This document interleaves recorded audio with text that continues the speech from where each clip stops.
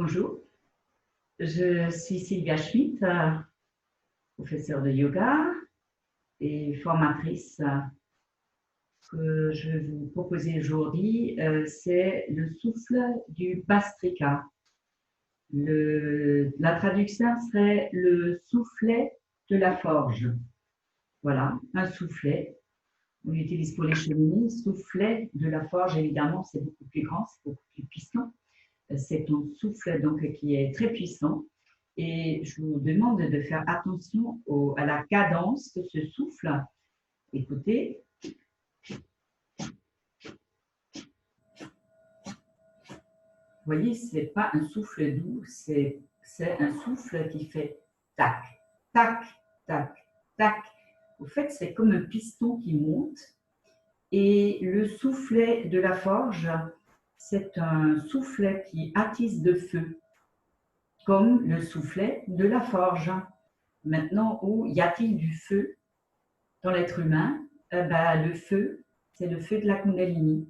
Cette énergie latente qui est la plupart du temps latent à l'intérieur de l'homme ou de la femme, et on dit que ce serpent Kundalini est lové au niveau du coccyx. Donc le coccyx, c'est tout en bas de la colonne. Je ne vais pas faire un long speech théorique par rapport au soufflet de la forge. Je ferai ça un autre jour parce que c'est un souffle qui a réellement énormément d'avantages au niveau de la santé, au niveau de la perception des choses. On est beaucoup plus en dehors, on n'est pas impliqué directement, on est beaucoup moins soumis aux émotions. Et évidemment, ça augmente le système immunitaire, donc c'est un très, très bon souffle en ce moment de confinement. Et donc, nous, on l'utilise évidemment pour pour attiser ce feu intérieur, pour le faire monter dans l'axe et bien au-delà. On a d'ailleurs créé, je dis moi, Sylvia Schmidt et Patrick Murer, on a créé un groupe ici à Bulle, en Alsace, à la demande de nos guides subtils, justement pour apprendre aux gens ce souffle et autres. Et évidemment, on ne fait pas que ça, mais c'est quand même une pièce principale de ce puzzle. Il nettoie l'axe, la colonne vertébrale, le côté énergétique, si j'ose dire. On appelle ça Sushumna Nadi. Et c'est par là que cette énergie va monter un jour, à moins qu'elle montait déjà.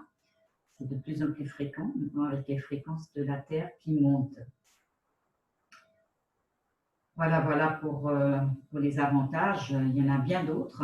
Un jour, je ferai une petite vidéo sur ce souffle, la partie théorique. Maintenant, je vais vous expliquer la pratique et après, on va faire. Donc, c'est un souffle qui implique le diaphragme et les muscles du ventre. Donc, je vais faire une petite démonstration courte pour que vous voyez le mouvement du ventre. À l'inspire, le ventre gonfle. À l'expire, il se rétracte.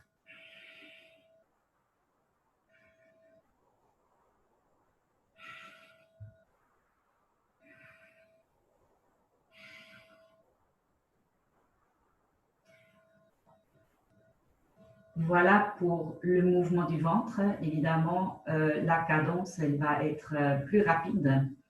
On va joindre donc des visualisations. On visualise un tube, notre axe, Sushumna Nadi, qui est au niveau de la colonne vertébrale, et au-delà, ça monte, ça sort même du chakra coronaire, donc ça sort du sommet du crâne. Et nous, on va faire bouger ce souffle à l'intérieur de l'axe. Donc, à l'inspire, on va monter du coccyx au sommet du crâne. Et sur l'expire, on va redescendre ce souffle de nouveau à la base. On peut s'imaginer une espèce de bille rouge, le feu, évidemment, qui monte sur l'inspire et qui descend sur l'expire. On va faire ça un certain temps et ensuite on va faire une rétention poumon plein.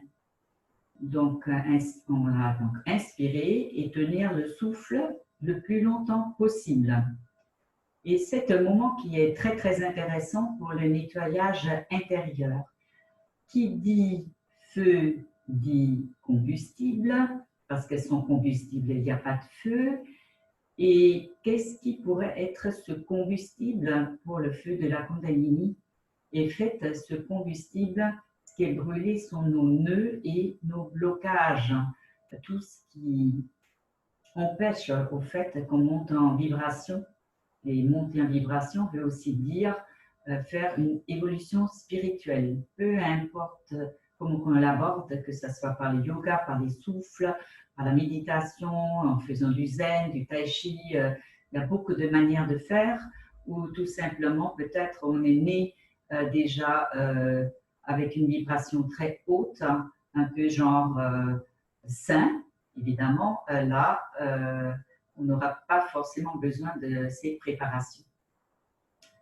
Donc, on va rajouter des feux d'artifice pour monter encore plus en puissance, c'est-à-dire, dans la mesure du possible, on va serrer l'anus, on appelle ça Mula Bandha, et le fait de faire ça, ça pousse l'énergie vers le haut. Et c'est ce qu'on cherche, parce que si on ne le fait pas, on perd l'énergie qu'on accumule vers la terre, ce qui serait dommage et ce n'est pas notre recherche. Donc, on peut rajouter un mantra. Le mantra sur l'inspiration, c'est Ram et sur l'expiration, Ksham. Donc, quand on fait le souffle, ça serait Ram, Ksham, Ram, Ksham, Ram, Ksham, Ram, Ksham. Vous voyez, c'est vraiment comme le soufflet, c'est tac, tac, tac, tac, tac, tac. Voilà. On va en plus retourner la langue vers l'arrière du palais, la pointe de la langue, comme si on voulait avaler la langue, si vous voulez. On aura les yeux fermés, on focalisera entre les sourcils, un peu au-dessus. Ça s'appelle Shambhavi Mudra. Et on mettra, si on le souhaite, on prendra une mudra des mains, pouce et index joints. On appelle ça Jnana Mudra, la mudra de la connaissance. Évidemment, tout le monde n'arrivera pas à faire le lotus. On peut très bien prendre un tailleur, tout simplement les jambes croisées, ou encore, si ça vous est inconfortable à la longue, évidemment, vous pouvez faire la pratique sur une chaise. L'essentiel, c'est la faire.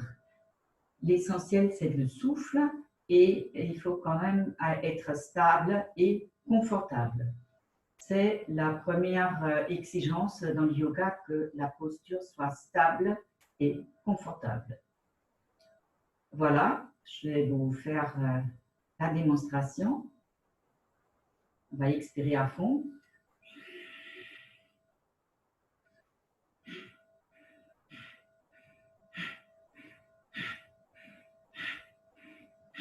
Ram, cham, ram, cham.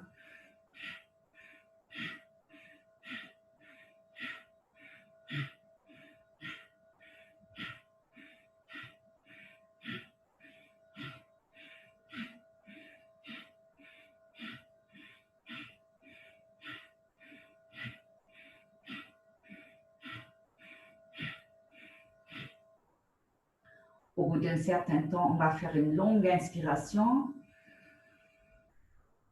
On tient le souffle.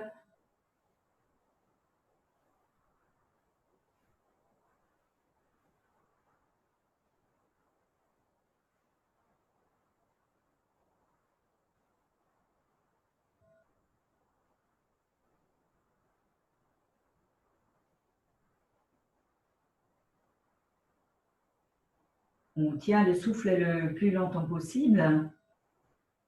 Et ensuite, on fait une longue expiration. Là, évidemment, Le but, c'est pas de vous faire voir que je peux tenir, je sais pas, 1, 2, 3 minutes de rétention, ça n'a pas de sens. Chacun fait avec son corps et avec le moment du jour, parce que vous verrez, on ne tient pas pareil tous les jours. Donc, je vous propose de faire 3 séries tous les jours. On va démarrer doucement. Si vous avez l'habitude, vous pouvez tout de suite faire 3 séries de 5-10 minutes. Donc, ça va vous faire à peu près 30 minutes de pratique. Ça peut être moins, évidemment. Et si vous n'avez pas l'habitude de faire des respirations, commencez doucement. Commencez des petites séries, peut-être de 2-3 minutes. Et plutôt que de vouloir absolument faire vite, faites doucement, le temps de vous habituer. Mettez la main sur le ventre et sur l'expiration, chaque fois, vous allez presser sur le ventre.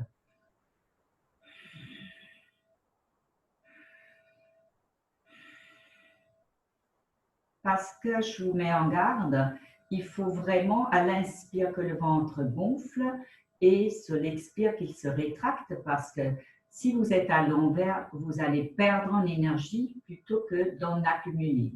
Vous allez voir si vous faites ça le matin, de bonne heure, avant de manger, évidemment, vous aurez une pêche vraiment incroyable pendant toute la journée et vous serez beaucoup plus stable émotionnellement.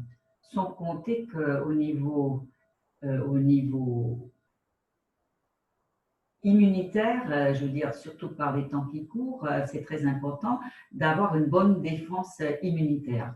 Et ça va être garanti si vous faites cette pratique. Donc, je propose, si vous faites des tout petits souffles d'1-2 minutes, peut-être vous en ferez 5, mais ne forcez pas, allez-y doucement et progressivement, tous les jours un peu plus. Une bonne pratique serait 15, 20 minutes, 25 minutes tous les jours. Vous allez voir, ça change la vie.